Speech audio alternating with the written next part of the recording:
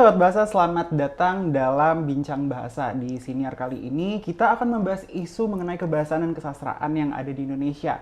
Tentu teman-teman pernah mendengar Trigatra Bangun Bahasa itu merupakan slogan yang dikenalkan oleh Badan Bahasa yang berbunyi utamakan bahasa Indonesia, lestarikan bahasa daerah, dan kuasai bahasa asing. Nah, tapi kali ini kita akan fokus dengan pelestarian bahasa daerah yang akhir-akhir ini isunya cukup sering didengar. Dari kesuksesan sebuah film yang menggunakan bahasa daerah sampai kecaman terhadap figur publik yang dianggap menyinggung penggunaan bahasa daerah tertentu. Nah, dengan melihat dua reaksi tersebut, bisa disimpulkan bahwa bahasa daerah ini juga merupakan bagian dari identitas bangsa Indonesia. Namun, apa sebenarnya relevansi penggunaan bahasa daerah dalam kehidupan bermasyarakat? Hari ini saya memiliki kesempatan untuk berbincang dengan narasumber yang sejujurnya membuat saya gugup. Selamat datang Kepala Badan Pengembangan Pembinaan Bahasa Kemendikbudristek, Bapak Aminuddin Aziz. Selamat datang, Bapak. Ya, terima kasih, Cesar. Terima kasih, Bapak, mau meluangkan waktunya dari segala kesibukan yang sedang Bapak jalani, Pak. Semoga Bapak sehat selalu ya, Pak. Alhamdulillah, amin. Ya. Oke. Gak apa-apa ya Pak, saya agak sedikit tegang gitu Pak, karena jangan tegang dong, ini harus santai saja. Saya rasanya kayak lagi sidang skripsi gini Pak. Kayak Bapak, baik, akhir-akhir ini kita melihat ada beberapa pemberitaan mengenai kepunahan bahasa gitu. Nah, mungkin pertanyaan mendasar yang ingin saya tanyakan adalah jumlah bahasa daerah gitu. Jumlah bahasa daerah yang ada di Indonesia berdasarkan penghitungan yang dilakukan Badan Bahasa ada berapa Pak? Dan bagaimana cara Badan Bahasa menghitungnya? Ya, terima kasih. Ini selamat siang kepada para pencinta siaran ini. Ya, bahasa daerah itu saya sepakat tadi yang disampaikan oleh Cesar bahwa itu adalah salah satu bagian dari identitas bangsa ini. Bangsa Indonesia ini lahir dari kebinekaan. Salah satu kebinekaannya itu adalah ragam bahasa. Nah, kalau ditanya ragam berarti banyak, kan gitu. Nah, banyaknya bahasa ini, bahasa daerah, dalam catatan hasil pemetaan yang dilakukan oleh tim Badan Bahasa selama 10 tahun dari mulai 2001 ya sampai 2011 maksud saya. Itu ada tercatat 718 bahasa daerah dan itu tidak termasuk kepada dialek-dialeknya. Nah, bagaimana caranya ya untuk menentukan bahwa ini bahasa atau bukan? Ada satu metode yang sudah disepakati oleh para ahli bahasa untuk menentukan apakah ini bahasa atau bukan bahasa, hanya dialeknya, yaitu melalui pemetaan. Pertama ditentukan daerah pertuturannya di mana, ya. Nah, dari situ kemudian diambil kosa-kosa kata dasar, ya. Kemudian ada kosa-kosa kata budaya, ya, misalnya bagaimana dia beraktivitas keseharian gitu. Lalu itu dikumpulkan dan masukkan ke dalam daftar yang disebut dengan daftar Swadesh. Nah, dalam daftar Swadesh ini akan nanti kelihatan mana kalau misalnya persamaan dari satu bahasa dengan bahasa lain itu, dari data yang satu dengan data yang lain itu, katakanlah memiliki kemiripan sampai 80%, ya. Itu berarti bukan bahasa, ya, dia dialek saja. Tapi kalau misalnya beda, ya, bedanya itu sampai 80% itu, maka itu artinya bahasa itu memang berbeda. Nah, inilah cara yang dilakukan oleh teman-teman, ya, oleh di Badan Bahasa, bekerja sama dengan para pakar dari perguruan tinggi dan dari pusat-pusat riset, begitu. Berarti kalau misalnya dibicara ada kemiripan dari kosakata bahasa daerah gitu Pak, kosakata tertentu, berarti saya bisa berasumsi pernah terjadi ada suatu bahasa yang mungkin dianggapnya bahasa oleh masyarakat setempat gitu. Bisa jadi. Ketika dihitung ternyata itu dialek. Pernah terjadi seperti itu? Itu sangat sering terjadi, apalagi kalau misalnya, ya, dasarnya itu pertama klaim dari masyarakat penuturnya, gitu, ya. Mereka mengatakan ini bahasa kami berbeda, ya, dengan bahasa yang lain. Tapi ketika dimasukkan ke dalam daftar Swadesh itu dan kemudian diukur, ya, oleh leksikometri namanya, itu kelihatan sekali ternyata bahasa mereka itu tumpang tindih saja sebetulnya. Maka itu sebetulnya adalah satu bahasa dengan beberapa dialek, misalnya begitu. Itu diterima dengan masyarakat dengan baik nggak Pak jika ketika kita bilang bahwa ini dialek sebenarnya gitu? Ya, ada yang menerima, oh ya kalau begitu berarti memang hanya dialek saja gitu. Ada yang mengatakan, oh enggak, ini bahasa gitu. Ya itu kan sebagai cara mereka mempertahankan identitas itu seperti tadi yang saya katakan. Baik Pak, jika tadi kita bicara tentang proses pemetaan tersebut gitu. Tadi kalau kita bicara mengenai kepunahan, saya berasumsi kalau kita bicara tentang punah, berarti kan ada langkah ya Pak? Ada langkah dari makin banyak terus makin berkurang, makin sedikit, makin lama makin habis gitu Pak. Nah, kalau dari bahasa daerah sendiri gitu, tahapan apa saja yang dilewati dari suatu bahasa daerah sampai pada akhirnya diumumkan punah? Ya, kategori bahasa itu sampai punah, itu akan melewati tahap-tahap, tadinya kan aman bahasa itu ya. Sepanjang ada penuturnya, maka bahasa itu masih tetap aman. Nah, kalau misalnya kepunahan itu ditanya, mengapa itu terjadi? Sesungguhnya awalnya itu dari tidak digunakannya bahasa itu oleh penuturnya. Kemudian tidak diwariskan kepada generasi berikutnya. Nah, maka ketika tidak diwariskan, ya, tidak digunakan oleh para penuturnya, maka itu bahasa akan mengalami kemunduran. Baik. Ya, jumlah penuturnya semakin sedikit. Nah, ketika mengalami kemunduran, itu kan ancaman untuk punah itu terjadi. Nah, ancaman ini kemudian terus saja menurun gitu sampai kepada akhirnya bahasa itu tidak dituturkan lagi. Nah, ketika tidak dituturkan, maka itu bahasa akan dinyatakan punah. Dan kita sudah mendeklarasikan ya, misalnya tahun 2019 kita mengatakan sudah ada 11 bahasa daerah yang punah.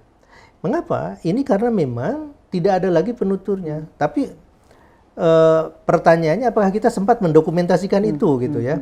Nah, pendokumentasian bahasa itu kan sangat kompleks ya, dari mulai unsur-unsur intrinsik bahasa ya, dari mulai unsur morfofonologinya gitu sampai kepada unsur sintaksis, sampai kepada unsur semantik, misalnya urusan terkait dengan pendokumentasian dalam kamus misalnya ya. Nah, sistem yang dipakai dalam interaksi dengan penutur lainnya secara sosiolinguistik gitu. Nah, ini kan harus dipetakan semuanya. Nah, apabila misalnya sebuah bahasa itu belum terdokumentasikan dengan baik gitu ya, masyarakat tidak menggunakannya lagi, maka itu sudah jelas bahasa itu punah. Baik, tapi ketika kita bicara tentang kepunahan gitu, tadi kan makin lama makin sedikit Betul. gitu. Tentu ada faktor yang mempengaruhi mengapa bahasa daerah itu punah gitu ya Pak. Nah, tadi kalau misalnya saya tangkap dari pembicaraan sebelumnya, salah satunya karena tidak ada yang mewariskan. Betul. Nah, ada faktor-faktor lain lagi nggak Pak? Kenapa bahasa daerah akhirnya menjadi punah? Nah, ini yang sering menjadi pembicaraan di kalangan para aktivis lah, pegiat pelestarian bahasa daerah. Ada beberapa faktor. Pertama ya, itu karena sikap bahasa. Sikap bahasa seseorang ya atau sekelompok masyarakat terhadap bahasa daerahnya. Ketika mereka sudah merasa bahasanya sudah tidak gengsi lagi ya untuk dipakai berkomunikasi dengan sesama mereka sendiri karena sudah tergerus oleh pengaruh dari bahasa-bahasa luar begitu. Mungkin bahasa nasional bisa jadi faktor pemengaruh, mungkin juga bahasa asing begitu. Nah, mereka lebih senang menggunakan bahasa yang lain selain bahasa daerahnya. Artinya ini sikap bahasa mereka sudah mulai tergerus kan. Wah, saya sudah tidak mau lagi lah, sudah nggak gengsi lagi gitu ya. Tidak bergengsi karena menggunakan bahasa daerah. Itu yang pertama. Yang kedua, mungkin karena faktor migrasi. Dari satu daerah ke daerah lain, dia pindah. Di daerah yang baru ini tidak digunakan lagi bahasa daerah. Maka mereka mau tidak mau akan menggunakan bahasa yang berbeda kan. Nah, ini berkurang kan penutur bahasa daerah jumlahnya. Karena dia sudah bukan menjadi penutur aktif lagi. Yang ketiga, ya migrasi bisa macam-macam alasannya ya. Mungkin karena pendidikan, mungkin karena bekerja, mungkin karena pernikahan nih Pak. Pernikahan. Nah, ini pernikahan urusan yang ketiga ya. Yang ketiga apa? Pernikahan silang. Ya, pasti silangnya manusia dengan manusia ya, bukan manusia dengan sapi gitu, dengan onta gitu, bukan. Tetapi yang berbeda latar belakang bahasa. Misalnya penutur bahasa Jawa katakanlah menikah dengan penutur bahasa Mandailing. Nah, dua etnis ini masing-masing punya bahasa. Ketika mereka menikah, pertanyaannya mereka ketika punya anak akan menggunakan bahasa yang mana? Iya. Jawa kah atau Mandailing? Daripada ada konflik internal dalam keluarga nih ya. Jadi mereka memilih bahasa yang lain. Ya sudah saja yang lebih aman adalah menggunakan bahasa pengantar, bahasa Indonesia. Atau misalnya kalau mereka fasih berbahasa asing yang lain, bisa saja pilihannya kan menjadi bahasa asing. Nah, ini kan anaknya menjadi generasi yang kemudian tidak mengenal lagi bahasa daerahnya. Dia menjadi generasi berikutnya yang tidak terwarisi dari bahasa daerahnya. Jadi itu faktor yang ketiga. Faktor yang keempat, kepunahan sebuah bahasa daerah mungkin karena bencana. Bencananya mungkin bencana alam gitu ya, atau peperangan atau penyakit seperti sekarang nih, COVID-19 di mana-mana merebak. Ketika satu kelompok masyarakat terserang ya, terpapar ke dalam COVID-19, kemudian mereka pada meninggal misalnya. Maka penutur berkurang kan? Gitu. Apalagi kalau misalnya mereka ini adalah para penutur yang potensial gitu, menggunakan bahasa daerah. Nah, inilah yang bisa menjadi faktor penyebab berkurangnya penutur bahasa daerah, sehingga tingkat daya hidup atau tingkat vitalitas bahasa daerah ini menurun. Baik, berarti mungkin ini suatu hal yang bisa saya rasakan ya Pak, karena ayah dan ibu saya juga dari suku yang berbeda gitu.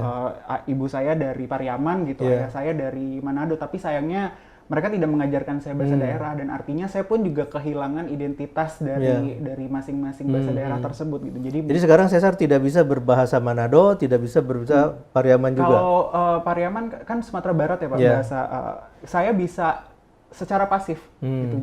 Jadi saya bisa, kalau orang bicara gitu saya bisa mengerti, memahami, tapi kalau saya disuruh bicara saya nggak bisa gitu. Jadi ya karena mungkin karena dari ruang lingkup keluarga pun ibu saya dengan adik-adiknya gitu, atau dengan tantenya mungkin masih berbicara menggunakan bahasa Sumatera Barat gitu, bahasa Minang. Jadi saya masih dapat memahami apa yang dibicarakan. Tapi kalau disuruh, Sar coba jelasin pakai bahasa Minang, saya pasti diam aja, saya nggak ngerti.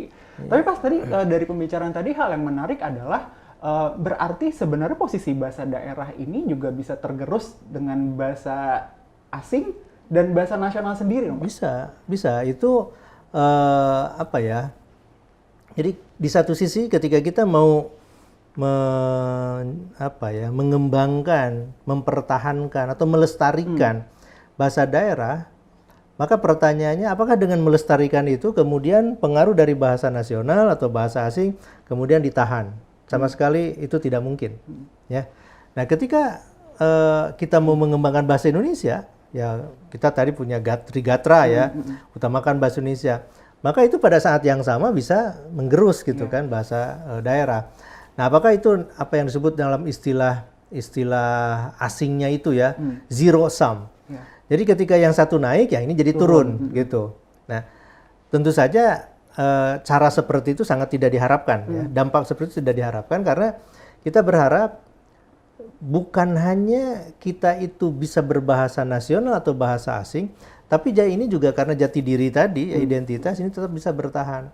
Nah, caranya tentu saja dengan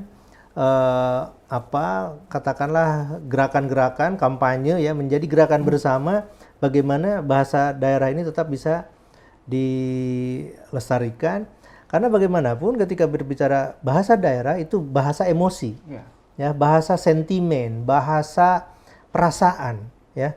Kita dibesarkan dalam bahasa daerah, maka sentimen kita dibangun, cara berpikir kita dibangun, emosi kita dibangun oleh bahasa daerah, cara berpikir bahasa daerah begitu.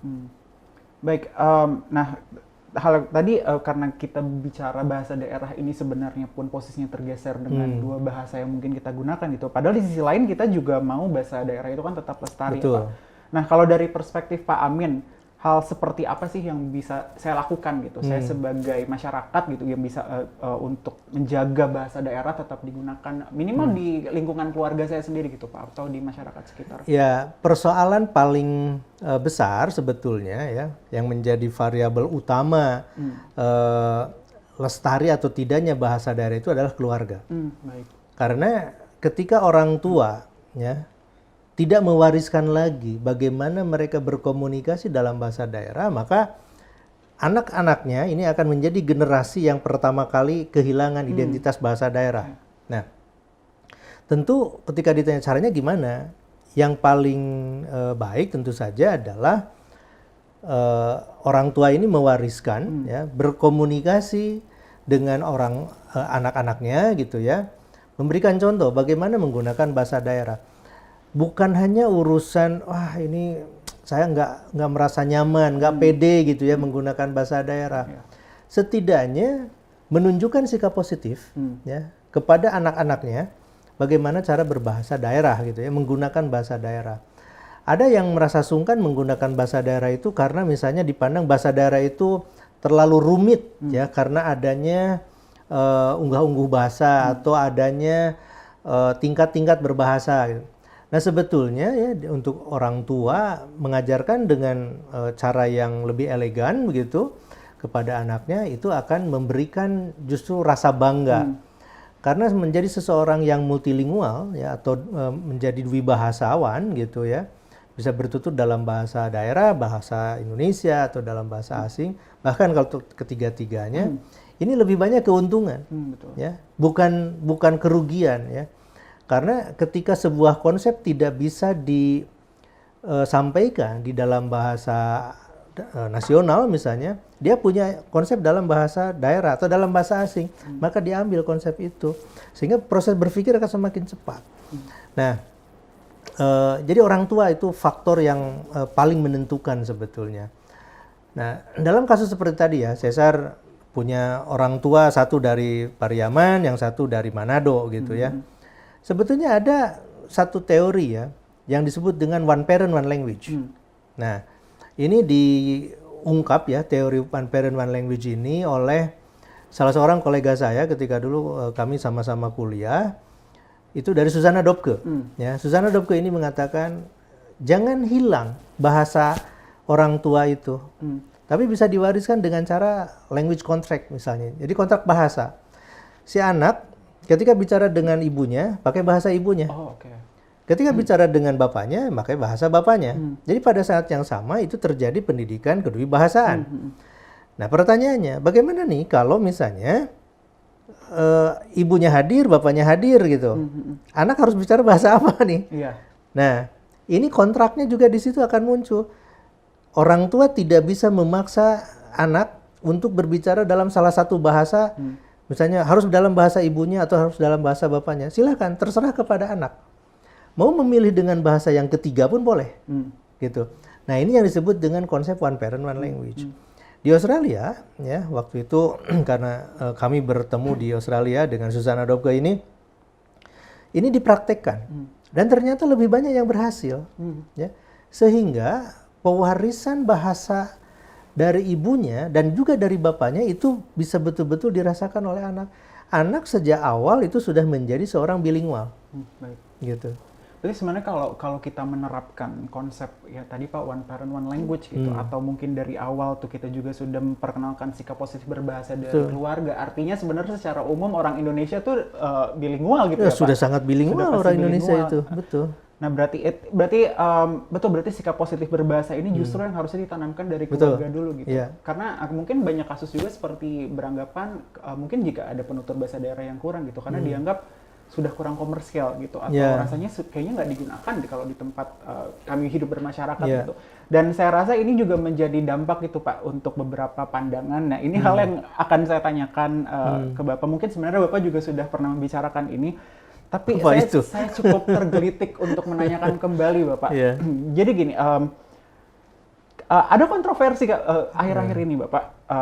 Terdapat figur publik yang mendapat kecaman dari kelompok masyarakat atas pernyataannya mengenai penggunaan bahasa daerah. Gitu. Nah, dan dengan melihat respons masyarakat, gitu tadi saya sudah berkata karena ini bagian dari identitas, otomatis pasti ada yang merasa tersinggung.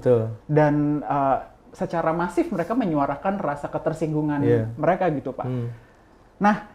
Namun di sisi lain juga kita menginginkan bahasa Indonesia itu diutamakan ketika kita bicara. Nah, jadi sebenarnya ketika kita dalam hidup bermasyarakat gitu Pak, kapan kita menggunakan bahasa Indonesia gitu, kapan kita harus menggunakan bahasa daerah dan kapan kita harus menggunakan bahasa asing gitu. Artinya dalam konteks apa kita menggunakan bahasa-bahasa yang diajarkan kepada kita sebagai untuk hidup bermasyarakat. Saya ingin membuat analogi begini ya. Berbahasa itu layaknya kita menggunakan pakaian. Ya. Kalau mau berenang, ya jangan pakai jubah. Ya. Kalau mau ke undangan, jangan pakai piyama. Gitu kan. Kemudian kalau kita mau beribadah, ya jangan pakai pakaian renang. Kan begitu. Nah, artinya ini, kapan kita harus menggunakan bahasa itu, apakah bahasa daerah, bahasa asing, atau bahasa nasional ini harus sangat kontekstual. Oh, Ya, dengan siapa kita bicara, dalam situasi seperti apa gitu ya, tentang apa yang dibicarakan ini gitu. Nah, memang secara peraturan gitu ya sudah ada. Misalnya bahasa Indonesia harus digunakan dalam konteks yang resmi, misalnya dalam proses pembelajaran gitu ya, yang di situ orang-orangnya multilingual ya dari berbagai bahasa, maka bahasa Indonesia menjadi bahasa pengantar dalam pelayanan publik gitu ya. Tapi tidak salah juga kalau misalnya ada daerah tertentu yang kemudian menerapkan hari-hari tertentu pelayanan publik menggunakan bahasa daerah. Karena memang secara undang-undang dasar pun ya dan juga dalam undang-undang keberadaan bahasa daerah ini dilindungi. Begitu. Demikian juga bahasa asing ya. Kapan kita bisa menggunakan bahasa asing? Nah, jadi 3 bahasa ini harus hidup berdampingan saja ya, tidak saling mengalahkan, tidak saling mengecilkan gitu. Nah, pertanyaan yang tadi ya, kapan sih sesungguhnya kita harus menggunakan bahasa itu? Apakah salah menggunakan bahasa daerah atau bahasa asing dalam sebuah konteks? Maka muncul pertanyaan sebetulnya. Ketika si figur publik tadi komplain ya kepada pengguna bahasa daerah tertentu, itu harus dilihat dulu situasi penggunaan bahasanya itu seperti apa. Apakah dia hanya mencampur atau beralih kode, ya dalam bahasa Inggris sosiolinguistik itu kan ada istilah code mixing atau code switching, ya beralih kode atau bercampur kode. Apakah itu hanya mengambil satu kata, dua kata, satu frase, satu kalimat, atau dalam satu wacana utuh, gitu, sehingga dia berkomunikasi itu apa ya? Tidak menggunakan bahasa Indonesia. Yang semua orang akan menjadi bingung juga kan, ini bahasa apa yang sedang dipakai. Nah, sementara ya dalam situasi yang sangat normal ya dalam konteks apapun namanya bercampur kode atau beralih kode itu sudah sangat wajar. Ya, apalagi bagi seseorang yang bilingual ya atau multilingual. Dia akan mengambil saja beberapa konsep, beberapa kata dari bahasa yang dia kuasai, mungkin dari bahasa daerah, mungkin dari bahasa asing. Apakah itu salah? Tidak ada yang salah. Ya, dalam konteks itu, karena penggunaan bahasa yang lain, misalnya sekarang saya sedang berbicara pakai bahasa Indonesia, tiba-tiba saya beralih kode atau mencampur kode dengan bahasa daerah saya misalnya. Ada tujuan. Tujuan pertama itu untuk menunjukkan keakraban. Ya. Jadi yang disebut dengan dalam istilah linguis itu camaraderie, ya. Jadi persekoncoan, ya. Saya ini konconya, ini temannya, gitu ya. Itu satu. Yang kedua, untuk membangun suasana supaya tidak terlalu formal, menjadi lebih informal. Nah, ini fungsi yang kedua. Fungsi yang ketiga itu adalah ada yang disebut dengan fungsi menurunkan ketegangan, tensi, ya. Kalau misalnya tegang gitu ya, lalu dia beralih sedikit ke dalam bahasa yang lain. Nah, ini akan menurunkan tensi, ya. Nah, itu adalah fungsi. Jadi harus tahu dulu dalam konteks apa sebetulnya dia berbahasa daerah itu. Jadi tidak ada masalah sebetulnya. Gitu. Ya, jadi sebenarnya kita melihat lagi pakai baju apa kita sebenarnya datang ke tempat itu gitu ya Pak. Baik. Gitu. Jadi sebenarnya istilah kalaupun itu hanya satu patah kata atau dua patah kata bukan menjadi suatu hal yang tidak ada masalah. Iya, karena memang karena kita sudah terbiasa berbicara menggunakan dua bahasa, mungkin itu terjadi secara natural gitu ya. Dan Pak? Tidak mungkin ya dalam kondisi ini situasi kebahasaan yang seperti sekarang ini, pengaruh-pengaruh dari bahasa lain ya daerah maupun asing. Lalu kita ingin mengatakan saya ingin murni menggunakan bahasa Indonesia. Bahasa Indonesia yang mana yang murni? Tidak ada. Ya bahasa Melayu atau bahasa yang mana? Oh iya, betul. Itu sudah tidak ada lagi. Bahasa Inggris mendapat pengaruh juga dari bahasa Perancis, dari bahasa Jepang, dari bahasa Turki. Demikian juga bahasa Indonesia. Bahasa Indonesia mendapat pengaruh dari bahasa Portugis, bahasa Belanda, bahasa Arab, bahasa Inggris, macam-macam. Jadi tidak mungkin ada sebuah bahasa yang betul-betul murni lagi pasti sekarang. Pengaruh dari bahasa-bahasa yang lain ya Pak. Baik, tadi kita sudah bicara tentang masalah, tentang isu gitu, tentang bagaimana bahasa daerah itu pada akhirnya punah. Sekarang saya beralih ke program. Tentu. Karena mau bagaimanapun juga Badan Bahasa itu satu-satunya institusi bahasa dari pemerintah, dari Kemendikbudristek yang memang secara spesifik untuk mengurus bahasa dan sastra yang ada di Indonesia.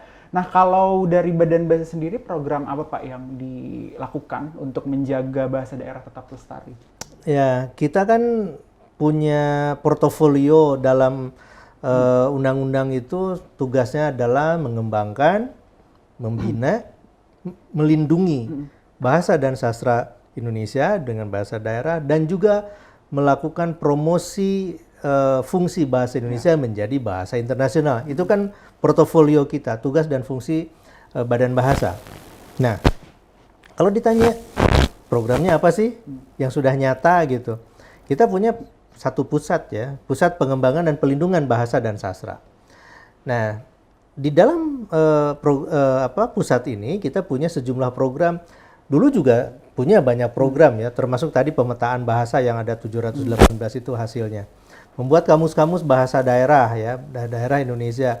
Itu salah satu yang lain. Nah, kali ini ya, program itu saya fokuskan kepada bagaimana kita menggarap para penutur muda itu sehingga mereka menantinya menjadi penutur aktif bahasa daerah. Ini melalui program revitalisasi bahasa daerah. Nah, kita memiliki kemarin itu ada uji coba lah ya, program uji coba 2021 uji coba nih untuk 5 bahasa daerah. Ternyata ketika bahasa daerah ini diajarkan sebagai pelajaran pilihan ya, karena tidak wajib ini ya. Pelajaran pilihan mereka memilih, silahkan materi pelajaran bahasa apa sih yang kalian suka. Mau mendongeng, mau membaca puisi, mau menulis cerpen, mau bikin tulisan aksara daerah, mau termasuk pupuh ya atau macapat, nyanyi bahasa daerah, tembang ya. Kemudian ada lagi yang baru, belajar menjadi komedi tunggal. Nah, stand up komedi. Ini kita berikan kepada anak-anak SD dan SMP, silakan kalian mau pilih yang mana. Saya tidak mengira ya, dugaan saya salah. Karena tadinya saya berpikir mungkin ini mereka juga akan ngapain sih belajar yang begitu-begitu. Ternyata ketika ini kita inisiasi ya, itu responsnya luar biasa. Satu daerah itu kan kita paling-paling berharap tadinya hanya puluhan gitulah. Ternyata yang tadinya kita pikirkan puluhan itu sampai kepada ribuan. Ya. Ribuan Pak? Dalam satu kabupaten provinsi di Jawa Barat misalnya ya. Itu kan ada 27 kabupaten kota ya. Saya katakan ya paling satu kabupaten kota bolehlah 100 orang lah, kalau yang ikut juga sudah bagus gitu ya. Berarti kalau 100 orang kali 27 berarti 2.700 orang. Bagi saya sudah cukup. Ya. Ternyata di Jawa Barat itu anak-anak SMP itu yang ikut itu sampai 463.000 orang. Jadi bukan puluhan ribu, ratusan ribu. Karena apa? Ini saking antusiasnya mereka. Mereka itu sebetulnya kalau diajak belajar senang sekali gitu. Karena apa? Pendekatannya baru nih. Nah, itu satu ya, program besarnya seperti itu, revitalisasi. Yang kedua, saya mengajak ya ini para siswa dari SD sampai SMP ini dulu, ini untuk menjadi orang yang produktif di dalam menulis dalam bahasa daerah. Saya menggunakan agen-agen para sastrawan, para penulis daerah, untuk mengajarkan kepada mereka yang tertarik itu dari satu sekolah ke sekolah lain. Ya mereka datang gitu atau mereka berkumpul gitu, mengajarkan bagaimana menulis. Hasil tulisan mereka ya ini dikumpulkan menjadi antologi, kumpulan tulisan yang bisa digunakan sebagai bahan ajar untuk sekolah lain. Gitu. Nah, saya katakan yang bagus nih, tulisan-tulisannya kan sudah dikurasi tuh. Yang bagus ini bisa juga diterjemahkan ke dalam bahasa Indonesia. Nah, jadi mereka akan produktif menulis dalam bahasa daerah, juga mereka bisa menulis dalam bahasa Indonesia. Ini kemampuan bilingual juga. Mereka bisa menulis, bisa ingat cara bagaimana untuk membuat tulisan cerita ya, apakah puisi juga boleh. Kemudian mereka juga jadi bisa menerjemahkan kan. Kemampuan lain ini. Nah, selain dibuat antologi, saya katakan kalau perlu diterbitkan, terbitkan sebagai antologi. Itu juga bisa dimuat di dalam laman ya, laman dari balai dan kantor. Dan kalau misalnya mau dibuat dalam tanda petik sedikit komersial gitu ya, si anak ini tulisannya bagus, puisi atau cerpen, dimuat nih di dalam koran lokal. Coba bayangkan bagaimana bahagianya seorang anak misalnya ya, yang tulisannya itu dimuat dalam sebuah koran. Itu akan menjadi cerita bukan hanya di sekolahnya, bukan hanya di keluarganya, tapi cerita satu kampung. Oh ya, ada tulisan ini. Ini mengapresiasi. Jadi, dan mereka juga misalnya, oh nggak apa-apa, ini dikasih insentif. Anak-anak dikasih misalnya insentif 150.000, 200.000, wah sudah bangga sekali. Jadi bentuknya gitu. Sekarang pendekatannya itu memberikan apresiasi gitu kepada penutur-penutur muda supaya mereka tetap aktif menggunakan. Ini kan supaya jadi daya tarik begitu. Nah, Pak, sebelum saya mewawancara Bapak, Pak, ngobrol sama Bapak, saya sempat menyebarkan di media sosial saya sendiri bahwa saya hari ini akan berbincang sama Bapak gitu, dan saya nanya ada yang ingin ditanyakan nggak gitu. Dan ada satu pertanyaan menarik sih Pak, karena kita bicara tentang bahasa daerah gitu. Jadi yang saya pilih hanya pertanyaan mengenai bahasa daerah. Pertanyaannya seperti ini. Nah, ketika suatu bahasa daerah sudah tidak dituturkan lagi gitu. Apakah hal itu juga akan berpengaruh terhadap sastra lisan atau tradisi lisan setempat? Ya, secara otomatis pasti. Ya. Mengapa? Namanya sastra lisan, itu kan dilisankan. Sampai sebelum pada akhirnya dikonservasi menjadi sebuah tulisan. Ya, dilestarikan, ya, diawetkan gitu, diproteksi dengan tulisan itu. Nah, bagaimana nih pengaruhnya? Ketika sekelompok penutur bahasa daerah tidak lagi menggunakan bahasa daerahnya, maka sastra lisan yang tadinya dia peroleh dari kakek moyangnya gitu ya, kakek nenek moyangnya, itu tidak akan terwariskan kepada generasi berikutnya. Kebiasaan mendongeng misalnya, kan ini salah satu sastra lisan. Cerita tentang apa? Ketika misalnya ini tidak lagi menggunakan bahasa daerahnya, si penutur ini ya sudah berhenti di situ tuh kemampuan mendongengnya. Anak-anak menjadi tidak tahu, maka pada generasi berikutnya ketika dikatakan, di situ sebetulnya ada cerita ini, mereka nggak tahu. Nah, artinya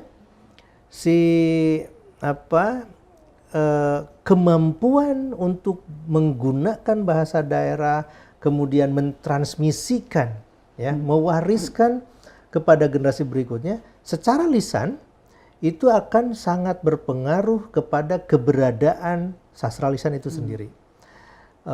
Misalnya sastra lisan Bakaba lah katakan ya di Minang gitu. Kalau misalnya ini orang sudah tidak ada lagi yang bercerita tentang itu, atau cerita pantun kan rata-rata itu dihafal. Ya. Kalau dituliskan kan harus dibaca dulu gitu. Tapi kalau misalnya ini sudah hafal dia karena dari turun-temurun, itu akan terpelihara. Hilang saja ini orang yang biasa berpantun, maka hilang lagi itu. Itu sih. Baik. Berarti ketika bahasa daerah nih, kalau benar-benar tidak dijaga, efeknya kemana-mana ya Pak? Betul. Sampai sastra lisan atau tradisi lisan tersebut bisa menghilang. Jadi harapannya ketika ada pendekatan program gitu yang baru gitu yang tadi Bapak sebutkan, harapannya bisa justru menarik mereka masyarakat untuk belajar kembali sastra. Karena tadi di awal saya katakan, salah satu kemunduran dan menjadi pemicu hilangnya bahasa daerah atau punahnya bahasa daerah itu karena sikap berbahasa. Nah, jadi yang sekarang ini kita ingin raih kembali itu adalah kebanggaan menggunakan bahasa daerah. Kita bukan beromantisme ya, tetapi mengetuk hati orang-orang penutur bahasa daerah itu, sebetulnya dengan bahasa daerah itu kalian bisa hidup.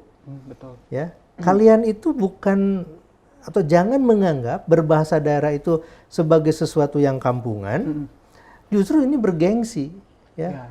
Begitu. Nah, karena saya selalu katakan kepada teman-teman, harus ditanamkan pemikiran kepada semua orang bahwa bahasa daerah itu adalah aset, ya, bukan beban, gitu. Kalau orang melihat aset, wah ini kalau punya aset, ini kan pasti sesuatu yang akan dipelihara kemudian dikembangkan kan. Beda ada kalau beban dibuang. Nah kalau misalnya kita sudah tidak kuat lagi menahan beban itu, ya sudah buang saja gitu.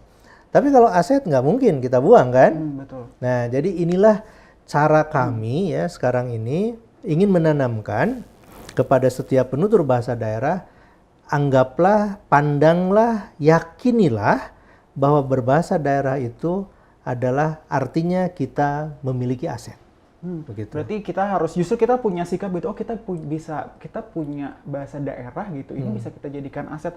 Saya rasa saya sepakat Pak sama apa yang Bapak bicarakan, karena justru sekarang banyak sekali saya lihat film-film justru menggunakan bahasa daerah. Yeah. Nah tahun lalu itu ada film Tilik, mungkin Bapak pernah mendengar, yang menggunakan bahasa daerah dan responsnya sangat positif gitu. Artinya di situ mungkin bisa menjadi bukti ya Pak, sikap positif berbahasa daerah ini justru bisa kita komersialkan justru. Betul.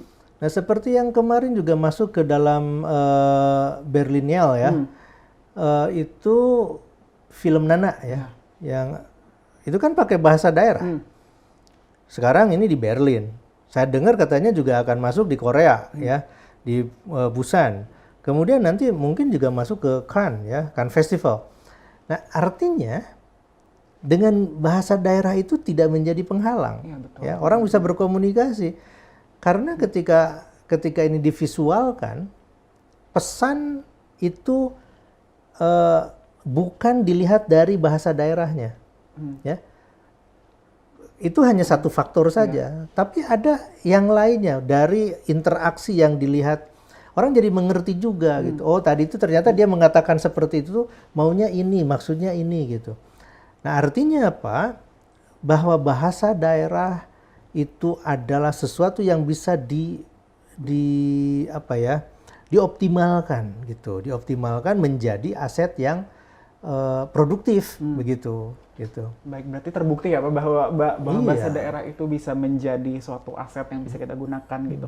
Nah kembali ke ini mungkin pertanyaan penutup ya Pak gitu, untuk tadi kita bicara panjang lebar bahasa daerah itu bisa kita gunakan sebagai aset gitu, bahkan dari segi komersial sekalipun gitu.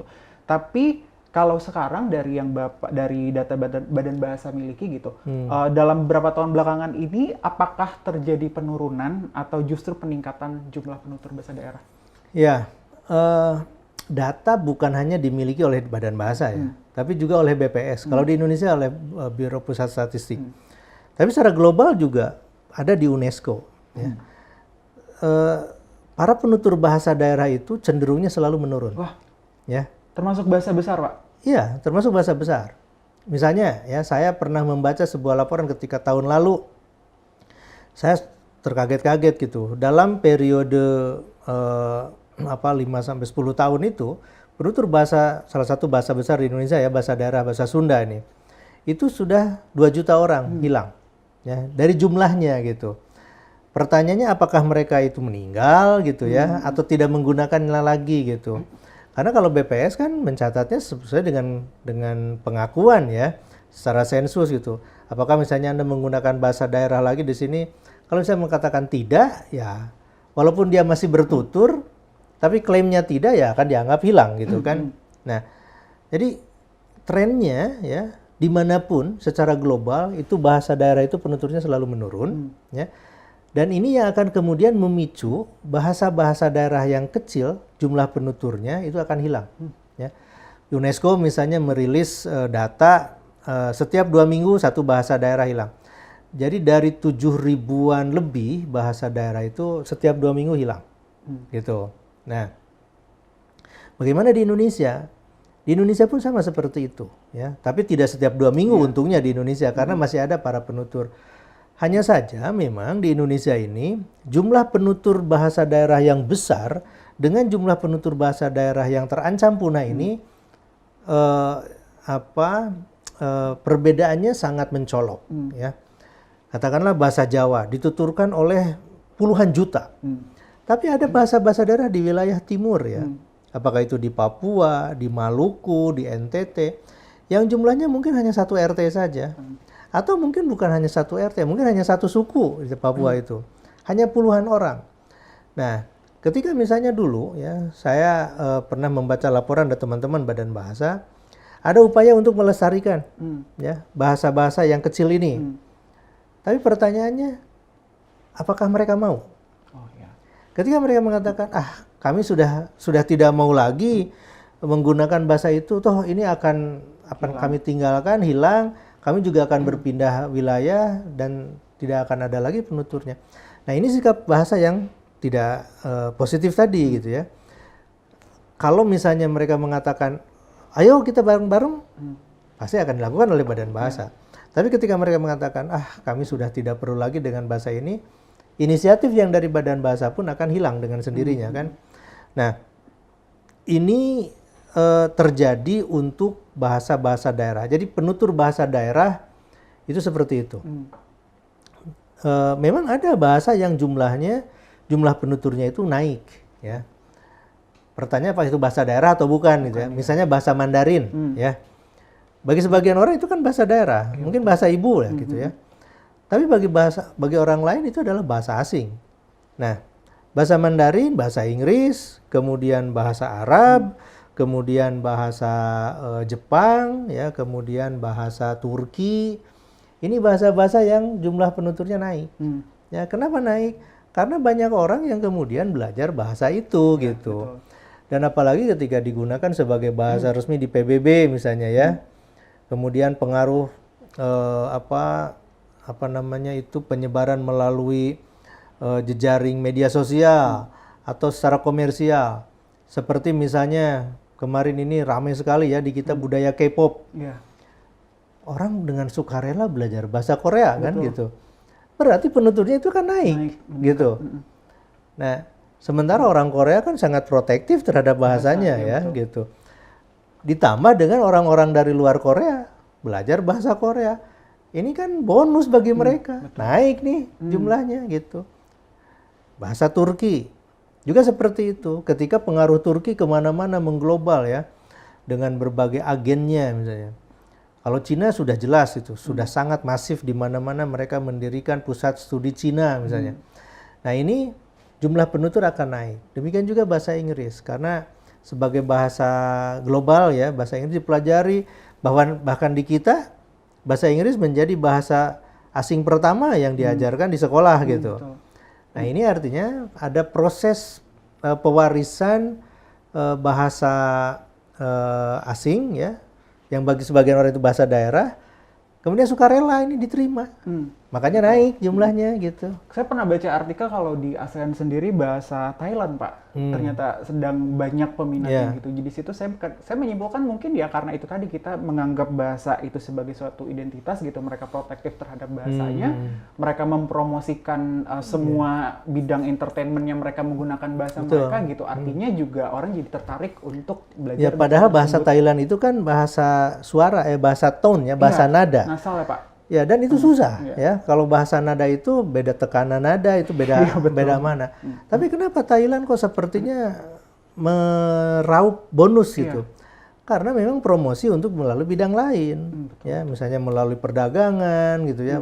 Mereka melalui pariwisata dan ini naik gitu jumlahnya begitu. Nah, tapi artinya gini Pak, tadi kalau saya simpulkan berarti untuk bahasa-bahasa yang hampir punah gitu. Artinya ketika mungkin masyarakatnya pun sudah tidak antusias terhadap bahasa mereka sendiri gitu, kita hanya bisa mendokumentasikan bahasa tersebut. Betul. Nah ini pendekatan kita yang untuk jadi gini, Badan Bahasa kali ini tidak lagi fokus kepada yang namanya pemetaan. Oke. Ya, saya katakan revitalisasi itu dilakukan bukan hanya kepada bahasa-bahasa yang sudah hampir punah, tapi juga kepada bahasa-bahasa yang masih besar jumlahnya, supaya bertahan.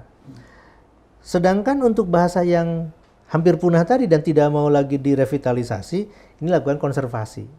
Jadi konservasi ini jalan untuk bahasa-bahasa yang hampir punah tadi, untuk yang bahasa yang masih hidup, tingkat vitalitasnya masih tinggi, ini lakukan revitalisasi tadi dengan cara menarik ini ya. menarik minat orang untuk belajar kembali bahasanya. Apalagi dengan melihat tadi ya Pak, bahkan yang bahasa yang besar pun, di bahasa daerah yang besar pun juga tetap menurun Betul, gitu. Artinya iya. juga ini juga harus ditangani gitu Betul. ya Pak. Nah, itulah melalui revitalisasi pendekatan baru ya. Saya menyebutnya pendekatan baru kita dari Badan Bahasa dalam konteks revitalisasi bahasa daerah gitu. Baik, Pak Amin, terima kasih banyak Pak sudah meluangkan waktunya Ya, untuk terima kasih, ngobrol senang sama saya sekali. Pak. Cukup menarik sebenarnya, mungkin masih banyak yang ingin saya tanyakan gitu Pak, tapi mungkin di waktu berikutnya saya bisa Insya ngobrol Allah, lagi sama iya. Bapak. Nah Pak, sebelum kita menyudahi gitu di siniar kali ini, apa pesan Pak Amin untuk sahabat bahasa terkait dengan sikap positif berbahasa Pak? Silakan di situ Pak. Ya, para sahabat bahasa ya, tadi sudah saya sampaikan bahwa bahasa daerah itu adalah bagian dari identitas kebinekaan kita ya. Bahasa daerah itu adalah aset yang kita miliki. Oleh karena itu mari kita pelihara aset ini ya, kita gunakan bahasa daerah ini dalam konteks yang benar, kita pelihara sehingga bisa terus berkembang dan kita juga bisa memelihara identitas kita yang berbineka itu gitu ya. Karena bagaimanapun kita ini hidup, tumbuh, berkembang dengan bahasa daerah kita. Terima kasih.